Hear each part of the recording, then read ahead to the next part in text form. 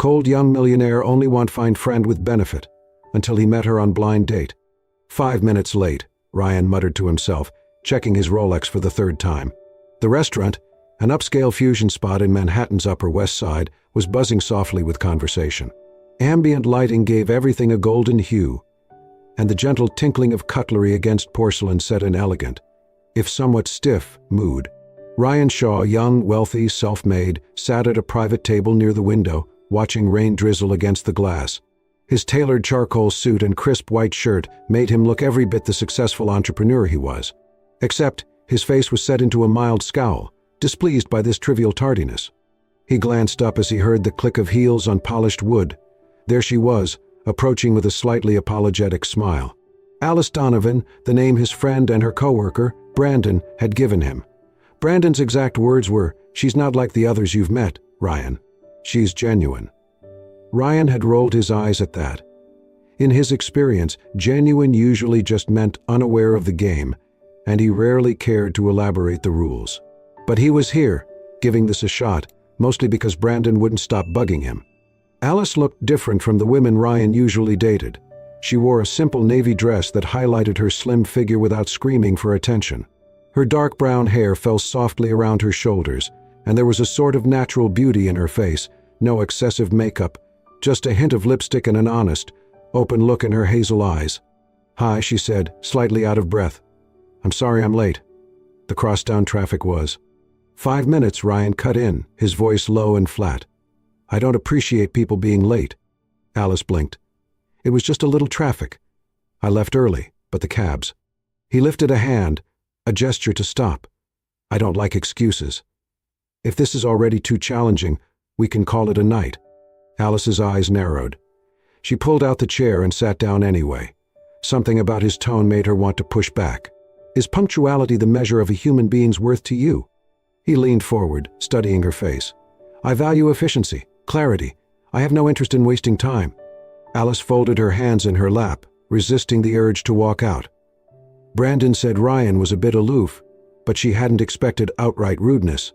Still, she was curious. "I don't want to waste your time," she said, her tone turning cooler. "So why don't you tell me what you're looking for, Ryan?"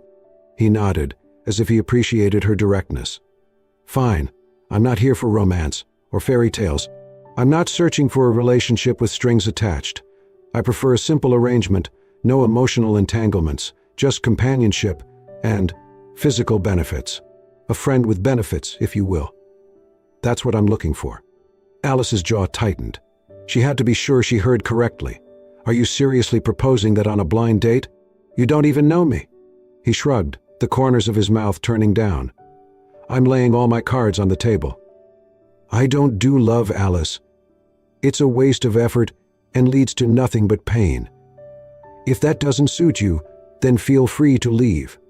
For a moment she was speechless. She stared at this man, handsome, clearly wealthy, probably accustomed to women throwing themselves at him. She felt a surge of disappointment and, surprisingly, pity. He was the very model of what she despised, someone who reduced human connection to a transaction. Alice stood. She wanted to slam her chair back, but maintained her composure. "I find your offer insulting, Ryan.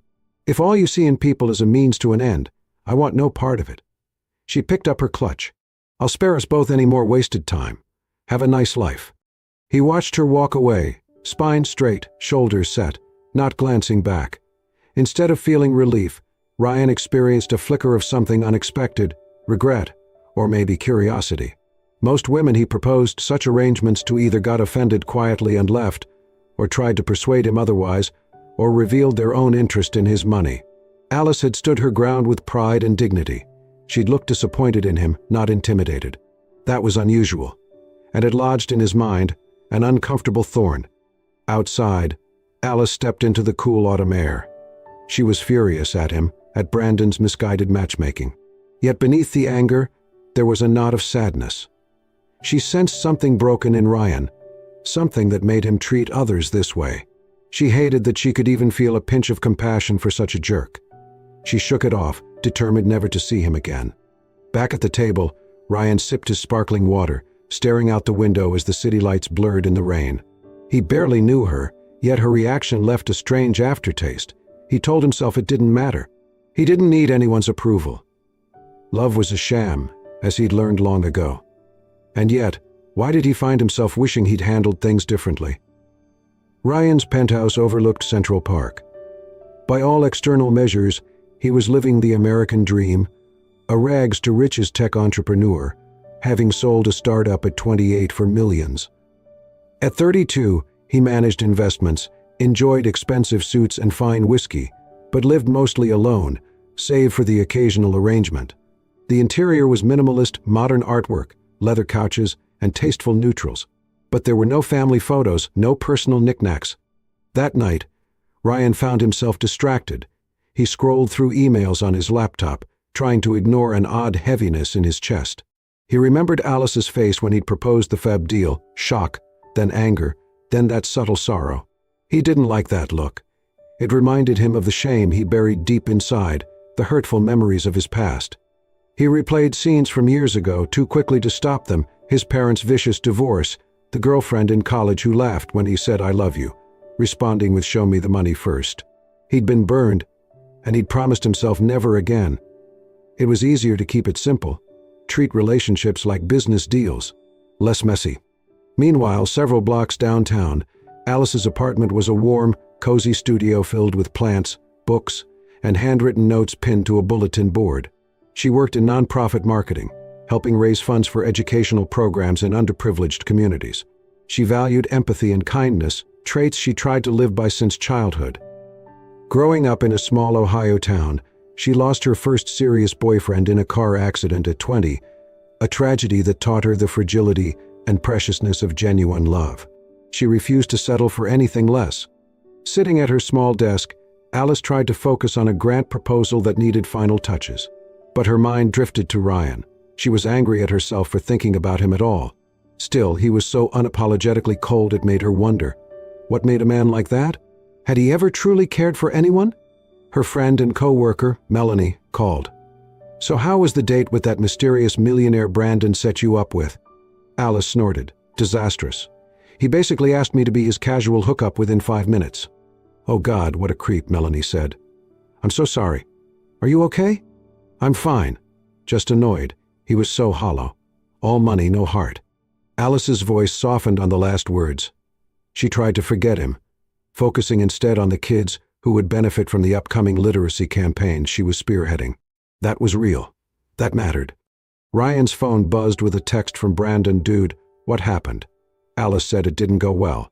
He typed back curtly, "We wanted different things, so I ended it." Brandon replied, "Man, she's not some random. She's good people. You might have misread this." Ryan rolled his eyes. He hadn't misread anything. He just didn't care. At least, that's what he told himself. Yet in the following days, as he went through routine meetings and business lunches, Ryan found himself distracted by memories of Alice's defiance. He often prided himself on intimidating others, but she'd refused to be swayed by his money or status. This intrigued him in a way he couldn't fully comprehend, and it irritated him that he cared at all. Meanwhile, Alice immersed herself in her non-profit's activities. A major fundraising gala was coming up in a few weeks, an event where wealthy donors and philanthropic leaders gathered to support building a network of community libraries. She was excited to help children discover the magic of reading. She loved seeing kids gain confidence through literacy. It reminded her of her childhood, when a kind teacher encouraged her to read despite her family's financial struggles. She hoped never to run into Ryan Shaw again. They had no reason to cross paths. He lived in a world of high finance and superficial encounters. She preferred heartfelt connections and meaningful work. But fate, with all its ironic twists, had other plans. As it turned out, one of the event's major silent donors had invited Ryan to attend. Ryan often gave to charity, primarily for tax breaks and image reasons, but still, he attended a few functions to maintain appearances. Unbeknownst to both of them, their paths would cross again, and this time the encounter would not be so easily brushed aside. The evening of the gala arrived. The venue was a grand ballroom in a restored historic building overlooking the Hudson River. Crystal chandeliers bathed the room in warm light, and round tables were adorned with elegant centerpieces of white lilies and candles. Gentle jazz music played in the background while guests sipped champagne and mingled.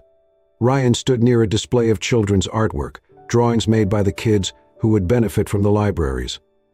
He was nursing a glass of bourbon, looking handsome in a tailored navy suit. He was here reluctantly. His advisor had insisted that maintaining a philanthropic presence was good PR. For Ryan, it was a chore, another facade to keep up. He took a swig of his drink and turned to inspect the crowd. That's when he spotted her. Alice, wearing a simple but elegant emerald green dress, was talking with a group of educators. There was a glow about her, a sincerity in her laughter. She fit into this environment effortlessly, her compassion evident in the way she listened intently. Ryan felt a strange flutter in his chest, annoyance that he cared, mixed with curiosity. Would she acknowledge him or pretend he didn't exist?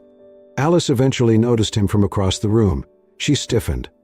The last person she wanted to see in a place that celebrated human kindness was the man who treated relationships like business deals. She considered ignoring him. Yet, her eyes flicked back to him several times, drawn by something she couldn't name. Later in the evening, Alice found herself repositioning a small easel that held a painting made by a group of children.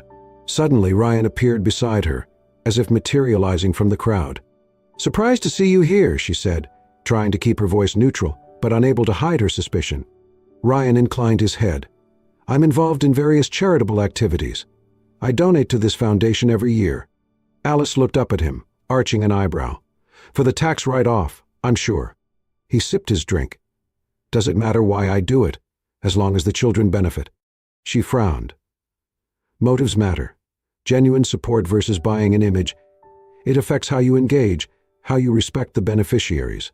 Ryan's jaw tightened. Why did her opinion matter to him? He set down his glass. "You assume too much. You don't know me."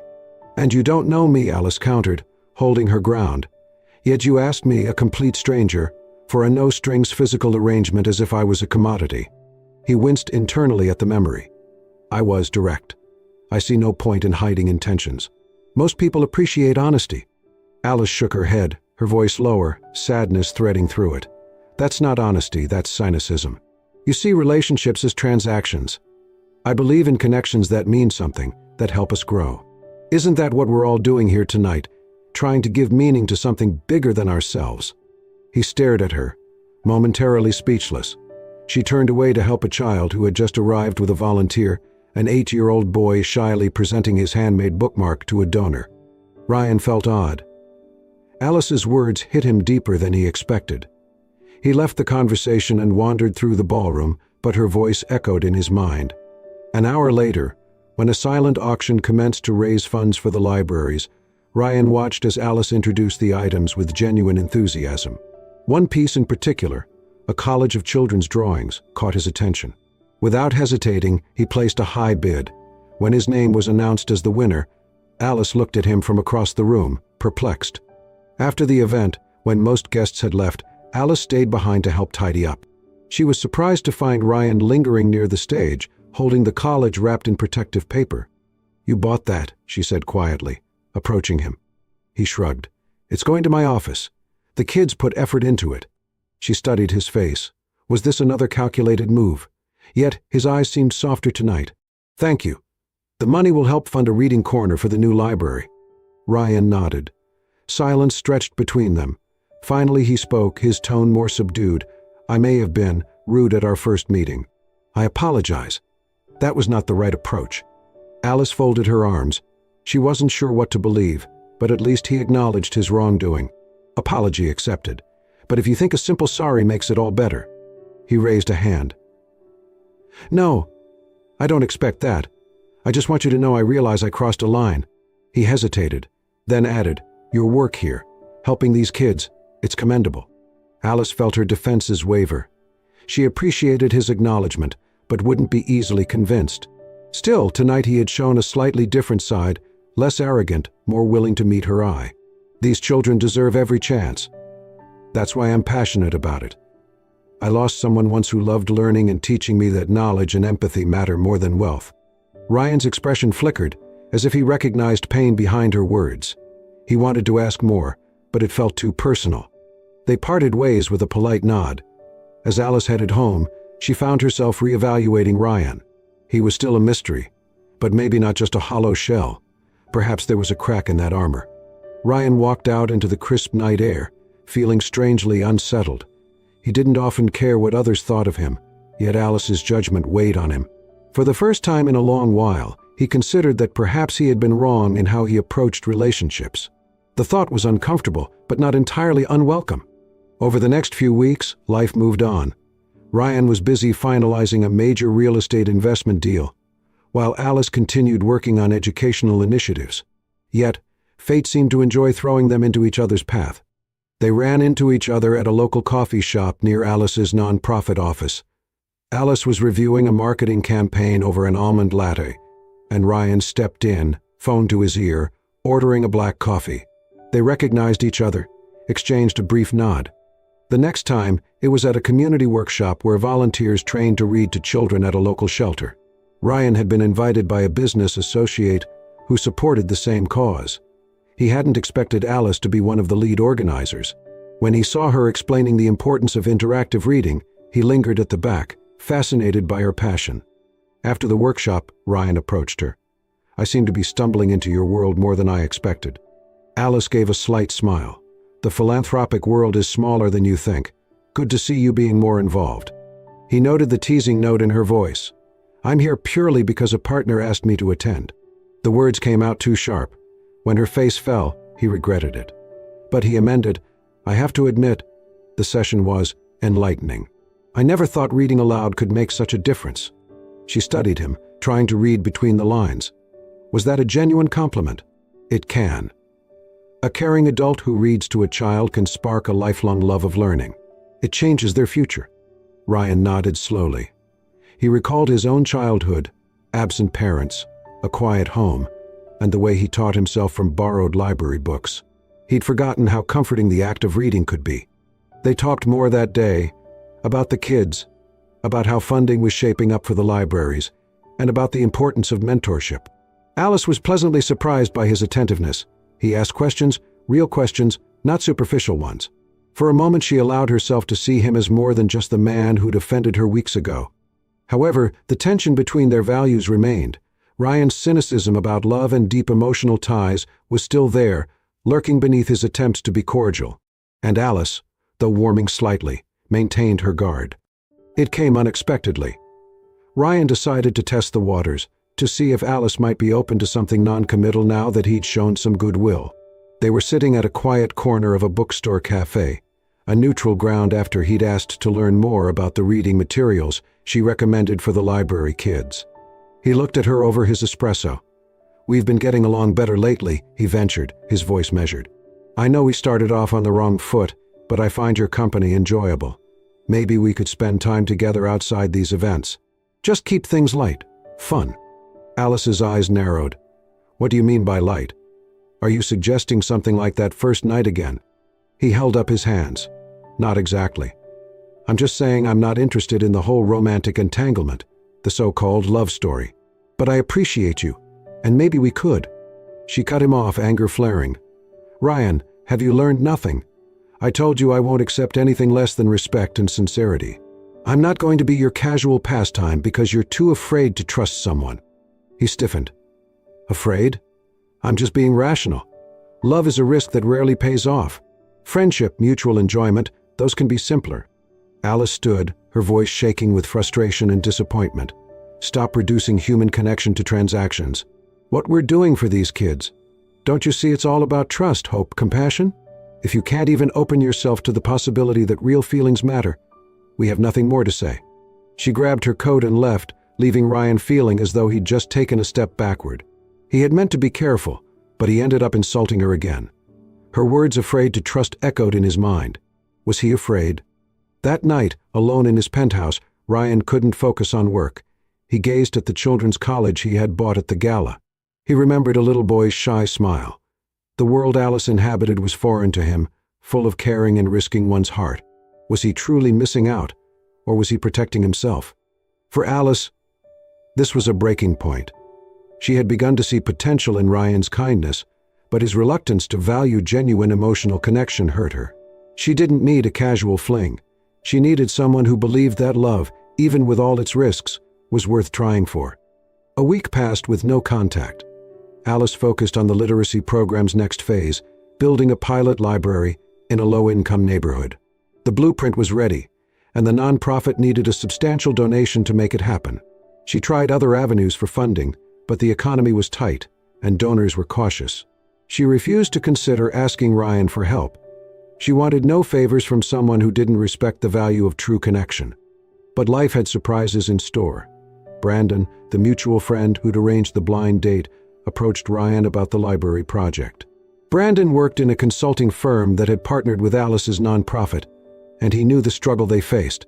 He convinced Ryan to consider supporting the project, not for tax breaks, but because the community needed it.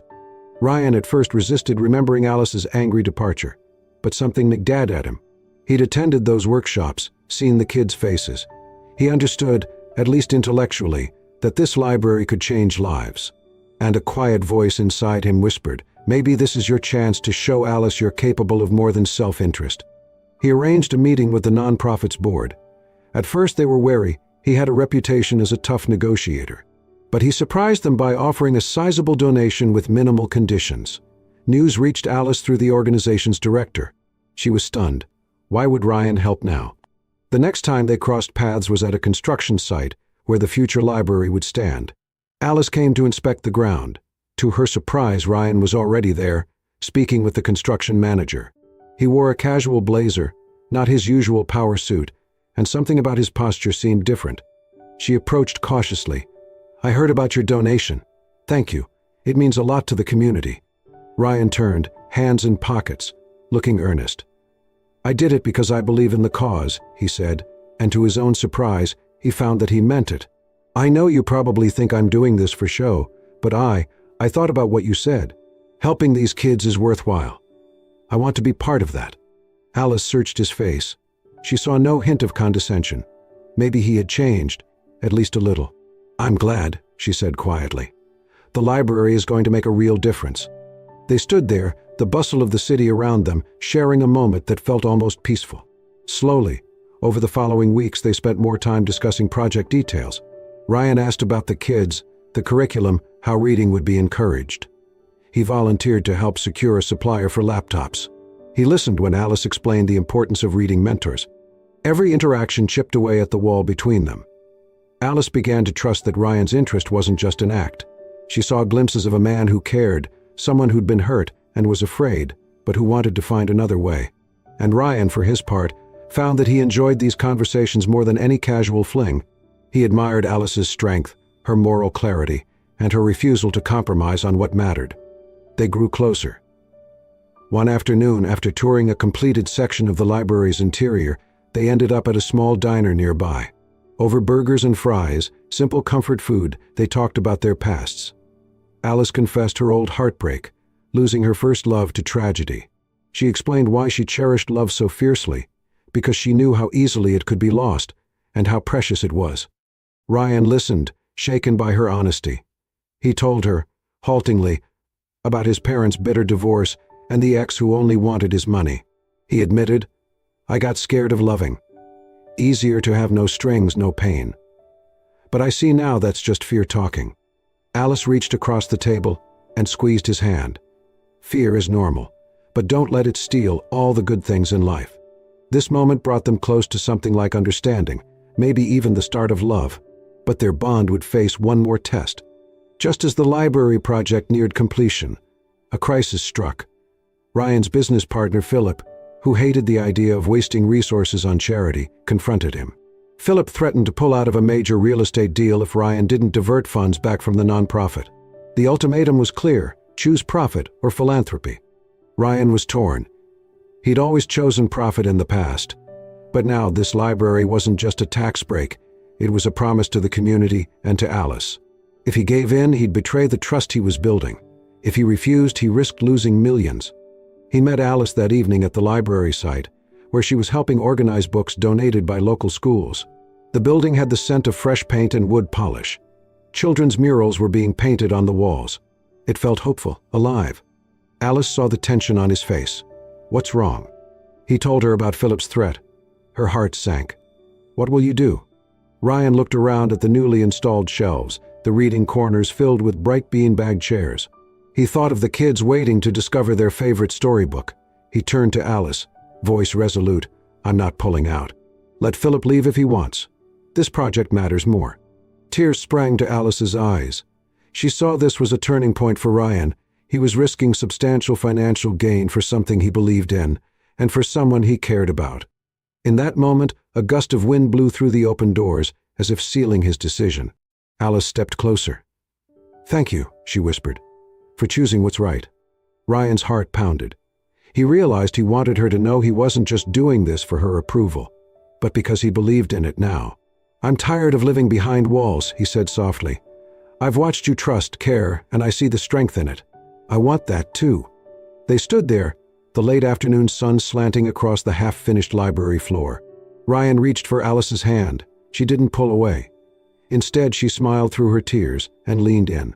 He wrapped his arms around her, gently, as if holding something infinitely precious. The library opened 2 weeks later.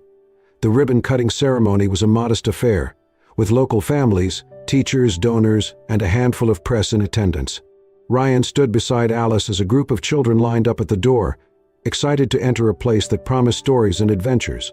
When Alice snipped the ribbon, cheers erupted, and Ryan's chest swelled with a pride he hadn't felt in years. Alice guided him inside. Colorful shelves displayed picture books, young adult novels, and educational materials. A small reading circle had beanbags arranged in a semicircle. A volunteer read aloud to a group of wide-eyed youngsters, while another helped a teenager find a book on astronomy. Ryan watched Alice crouch down to talk to a little girl clutching a new library card.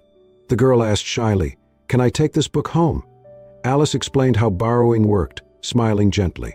The scene hit Ryan hard.